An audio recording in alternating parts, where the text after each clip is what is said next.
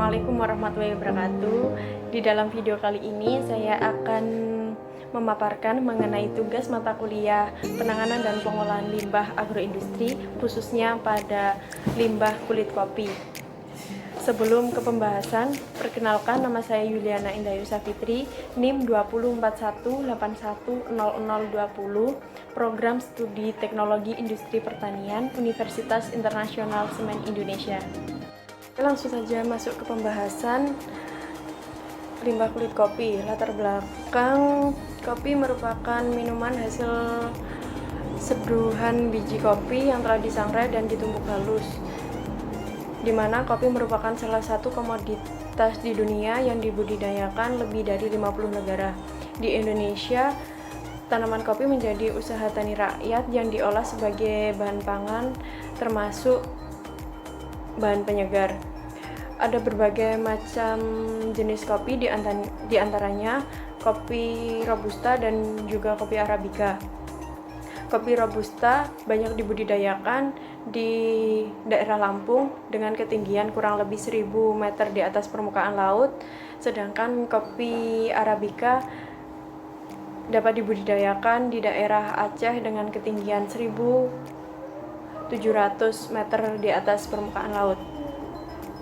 Dengan semakin berkembangnya pengolahan kopi baik skala kecil maupun skala industri, tentunya akan menghasilkan hasil samping berupa limbah. Dari pengolahan tanaman kopi dihasilkan kurang lebih 65% biji kopi dan kurang lebih 35% limbah kulit kopi yang mana kulit kopi tersebut dapat dimanfaatkan kembali. Kemudian, Indonesia merupakan negara penghasil kopi ketiga setelah Brasil dan Vietnam. Dalam data produksi kopi pada tahun 2016, Indonesia mampu memproduksi sekitar 663.871 ton, tahun 2017 sebesar 717.962 ton, tahun 2018 sebanyak 756.051 ton, tahun 2019 sebanyak 760.963 ton, sedangkan tahun 2020 sebanyak 773.409 ton. Dari data tersebut dapat dilihat bahwa produksi kopi selalu meningkat setiap tahunnya, sehingga limbah kulit kopi pun juga akan selalu meningkat, yang mana sangat potensial sekali jika limbah kulit kopi dapat dimanfaatkan dan diolah kembali. Untuk karakteristik kopi ada dua, yaitu karakteristik fisik dan juga karakteristik kimia. Menurut Saryadi tahun 2009, kopi berbentuk bulat dengan garis di tengahnya, kira-kira sekitar 1 sampai 1,5 cm. Kemudian kopi dapat tumbuh di daerah dataran rendah dengan ketinggian 1000 sampai 1700 meter di atas permukaan laut, dengan daerah dengan suhu sekitar 10 sampai 160 derajat Celcius.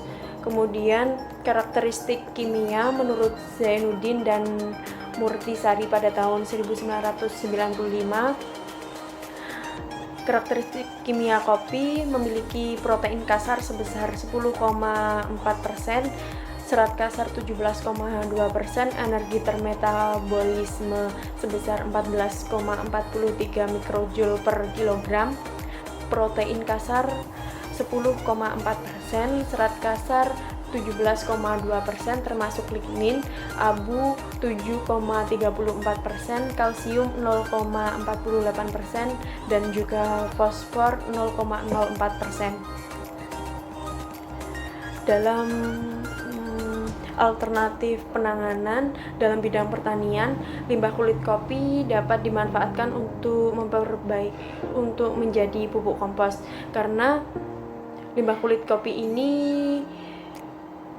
dapat dimanfaatkan untuk memperbaiki kesuburan tanah, merangsang pertumbuhan akar, daun, dan juga batang. Limbah padat kulit kopi ini memiliki kadar bahan organik dan unsur hara yang dapat dimanfaatkan untuk memperbaiki struktur tanah. Upaya penanganan jumlah kulit kopi dari tahun ke tahun yang semakin meningkat dapat dilakukan upaya penanganan berupa pengolahan limbah kulit kopi menjadi pupuk kompos sebagai energi bagi tanaman. Limbah kulit kopi mengandung nitrogen sebesar 1,27%, fosfor 0,06% dan juga kalium sebesar 2,46%. Hal tersebut menjadi alasan digunakannya limbah kulit kopi sebagai bahan dasar dalam pembuatan pupuk kompos. Selain digunakan sebagai pupuk kompos, kulit kopi juga dapat dimanfaatkan sebagai bahan pakan ternak, yang mana pemanfaatan ini dapat dijadikan sebagai alternatif dalam meningkatkan ketersediaan bahan baku penyusun ransum ternak. Limbah kulit kopi dimanfaatkan sebagai bahan pakan ternak karena kandungan nutrisinya yang cukup tinggi seperti serat kasar dan zat kitin.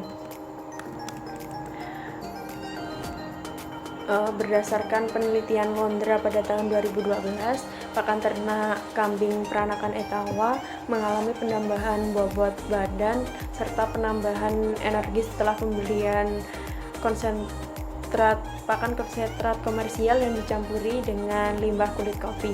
Selain digunakan untuk pupuk kompos dan pakan ternak, limbah kulit kopi juga dapat dimanfaatkan sebagai briket, di mana briket memiliki nilai kalor yang tinggi,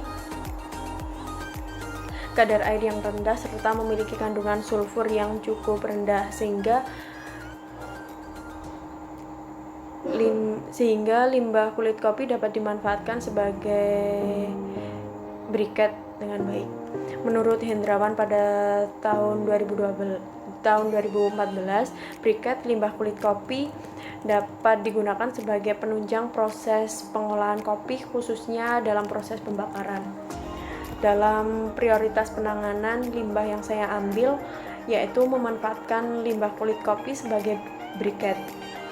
Saya memilih limbah kulit kopi ini karena limbah kulit kopi belum banyak dimanfaatkan secara optimal, sedangkan jumlahnya masih sangat melimpah. Limbah kulit kopi dimanfaatkan sebagai briket karena memiliki nilai kalor yang cukup tinggi, kadar airnya yang rendah, serta memiliki kandungan sulfur yang cukup rendah. Tidak hanya itu, pembuatan briket juga memerlukan biaya yang sangat murah, serta alat yang digunakan juga sangat sederhana. Untuk prosedur pembuatan briket ada 2 tahapan. Tahapan pertama yaitu proses karbonisasi sampel kulit kopi dengan serbuk gergaji. Pada proses ini yang harus dilakukan yaitu pengambilan limbah kulit kopi dan serbuk gergaji, kemudian dilakukan pembersihan sampel dari kotoran dan kemudian menjemurnya di bawah sinar matahari sampai kering. Kemudian melakukan pengarangan dengan cara memasukkan kulit kopi dan serbuk gergaji ke dalam tampung pembakaran, di mana dalam pembakarannya dilakukan dengan memutar-mutar tabung pembakaran supaya hasil arang yang diperoleh dapat merata. Setelah itu mengeluarkan arang dari tabung pembakaran dengan menggerus arang tersebut menggunakan lumpang dan alu sampai halus. Setelah arangnya menjadi halus, dapat dilakukan pengayakan hingga diperoleh arang yang lebih halus yang siap untuk dicetak. Kemudian tahapan yang kedua yaitu prosedur pembuatan briket arang. Pada tahapan ini, arang yang telah halus dicampur dengan bahan perekat sebanyak 60% dengan masing-masing perbandingan serbuk gergaji dan kulit kopi sebanyak 70:30. Selanjutnya dimasukkan ke dalam alat pencetak briket, kemudian ditekan. Hasil cetakan kemudian dikeringkan di bawah sinar matahari, dan ada juga yang dilakukan dengan melalui oven sampai benar-benar kering. Briket yang terbentuk kemudian dilakukan pengujian proksimat untuk mendapatkan nilai kalor, kadar air, kadar abu, kerapatan karbon terikat, dan kandungan zat yang mudah menguap. Jadi, data yang saya ambil mengacu pada beberapa jurnal yang telah saya baca. Berikut sumber atau daftar pustakanya. Sekian pemaparan dari saya. Apabila ada salah kata, saya mohon maaf. Wassalamualaikum warahmatullahi wabarakatuh.